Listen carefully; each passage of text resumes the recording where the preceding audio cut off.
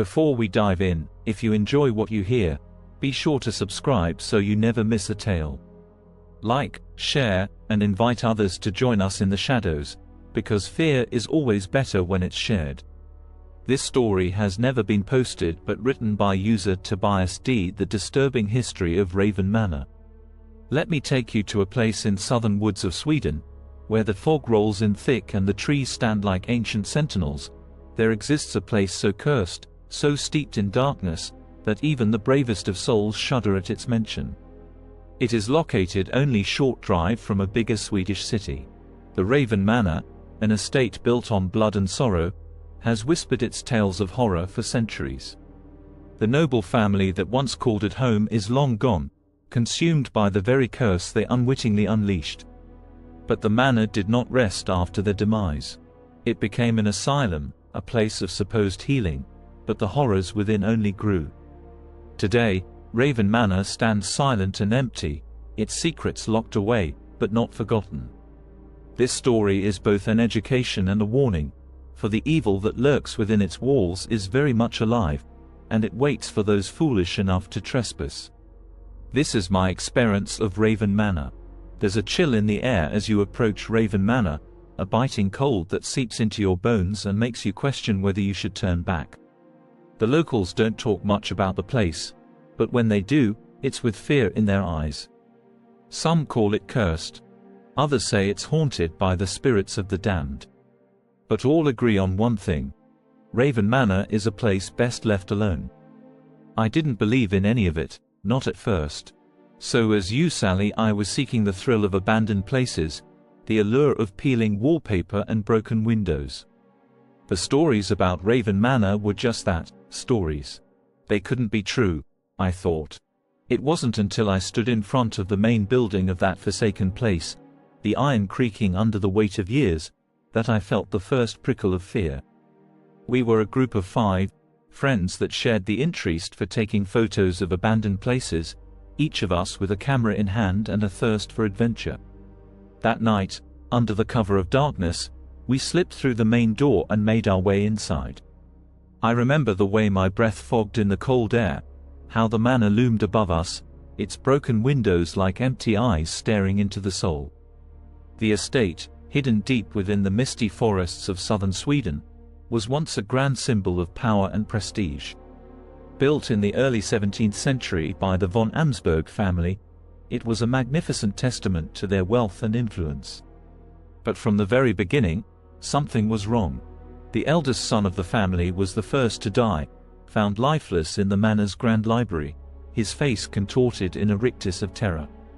The official cause of death was never determined, and whispers of a curse began to circulate. One by one, the von Amsbergs fell, some to bizarre accidents, others to madness, until none remained. The manor's tragic history should have ended there, but fate had other plans. In the early 20th century, Raven Manor was converted into an asylum, a place where society's outcasts were sent to be forgotten. The asylum's director, Dr. Elias Kjellberg, was a man of dark obsessions. His fascination with the occult led him to conduct cruel experiments on his patients, searching for a way to control the spirits he believed haunted the manor. His methods were brutal, his results horrifying. Many patients vanished, their fates known only to Kjellberg, who claimed they had been cured. In truth, they had become part of the manor's growing darkness, their souls trapped within its walls. As we wandered through the halls that night, I could almost hear their cries, faint and distant, like echoes from a nightmare. We split up, each taking a different part of the house, our voices echoing as we called out to one another, joking to keep the fear at bay. But then, something changed. The air grew heavy, pressing down on us like a suffocating blanket. My flashlight flickered, and I felt a cold breeze brush against my neck, even though all the windows were closed. I called out to the others, but my voice seemed swallowed by the darkness. I was alone, or at least I thought I was. The silence was numbing, until I heard the whispering. It was a soft murmur at first, barely audible, but it grew louder, filling the silence with its insidious presence.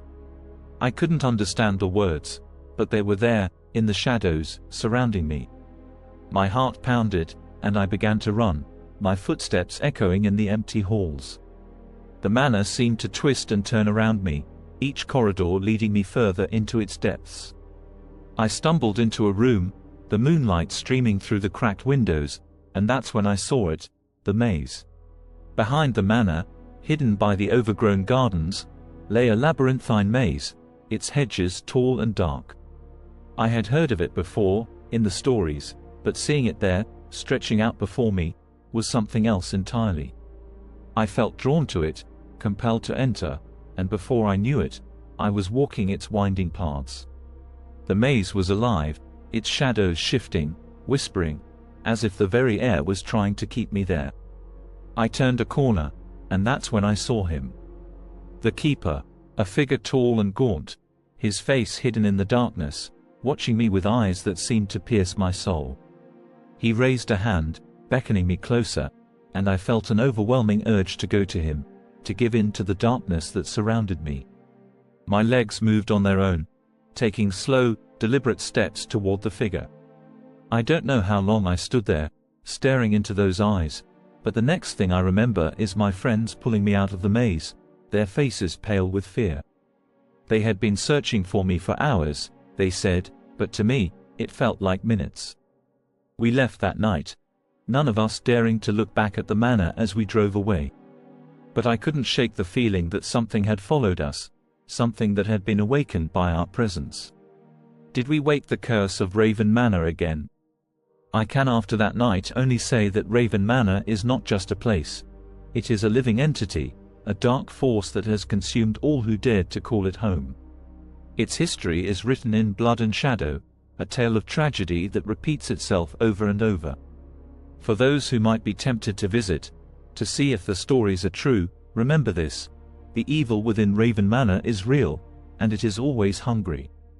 I know because it almost took me, and even now, as I sit here telling you this, I can still hear the whispers in the back of my mind, calling me back. Do you have your own tales of haunted places? Share them in the comments below. Do you believe in the curse of Raven Manor? Would you dare to visit when it reopens? Your next story might just be the one that uncovers the truth behind this haunted estate. Don't forget to like, subscribe, and hit the notification bell for more stories of the world's most haunted locations, if you're brave enough.